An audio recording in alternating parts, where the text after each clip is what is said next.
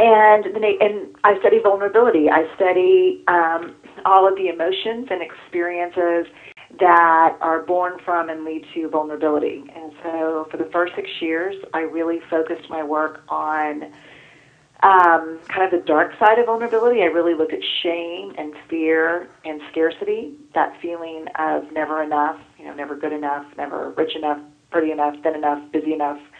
And then for the last 4 years, I've been studying the other side of vulnerability, which has been a huge shift for me, because after the first few years, I realized that vulnerability is definitely the center of emotions like, again, like shame and fear, but it's also the birthplace of emotions that we don't want to live without, like love, belonging, joy, inspiration, creativity, play. And so my work is really about vulnerability and how that leads to what I call wholehearted living. Wholehearted living.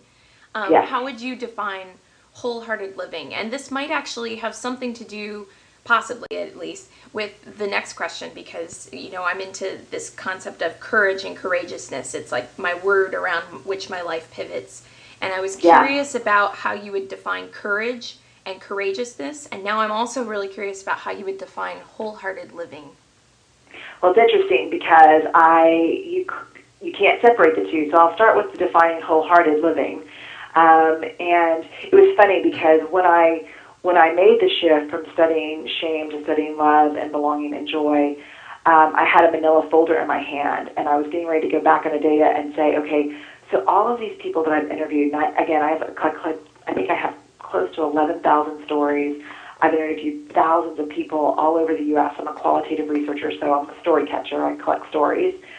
I had a manila folder in my hand. I was like, what am I going to call this research? And the first thing that came to my mind was wholehearted.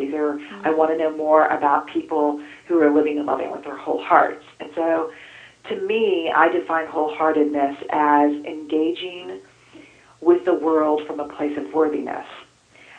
It's about cultivating the courage, the compassion, and connection to wake up in the morning and say, no matter what gets done, no matter what's left undone, no matter how imperfectly I do it, I'm worthy of love and belonging.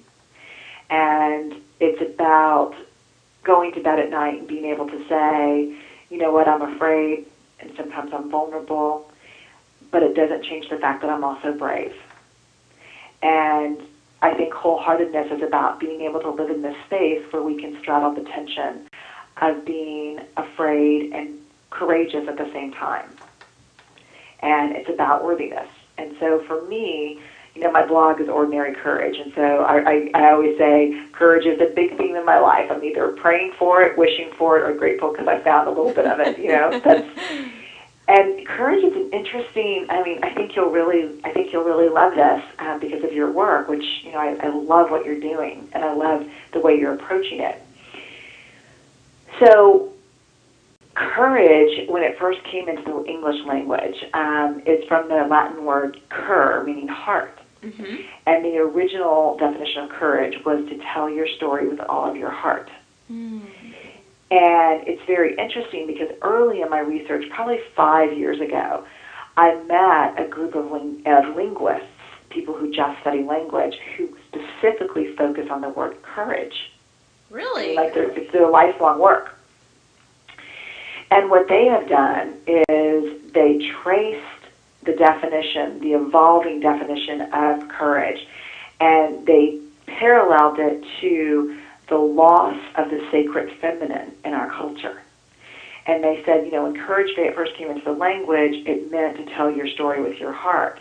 And over time, the definition has become less about telling your story and owning who you are, and more about acts of bravery and heroics. And so what I think is so great about courage is that in a culture where we associate being vulnerable with being weak and being imperfect with being inadequate, I don't think there's anything braver than sharing our story. And so I think courage goes back to that original, for me, it goes back to that definition, that an act of courage is an act of truth-telling, of being honest about who we are and what we feel. I love all of that. I had no idea that there was that kind of etymology behind the word. Yeah, it's like this whole thing that just as it started to unravel for me, I was just like, wow.